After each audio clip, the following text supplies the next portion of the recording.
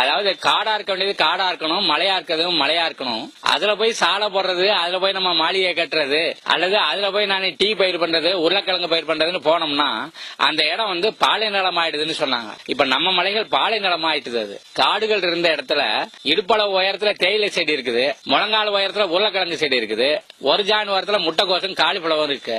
இவைகள் எப்படி மேகத்தை மழையா மாத்த முடியும்? ஆகையினால பருவத்துல நமக்கு மழை பெய்யல. அப்ப பருவமழைக்கும் பருவம் அல்லாத மழைக்கும் என்ன வித்தியாசம்னா, பருவமழை எப்ப வரும்னு விவசாயிக்கு தெரியும். அதுக்கு தகுந்த மாதிரி நிலத்தை உழுவாரு, நாத்து பாவுவாரு, அது உழுவாரு, பேத்து நடுவாரு, அறுப்பாரு, எல்லாம் செய்வாரு. ஆனா இப்ப பருவமழையே இல்ல.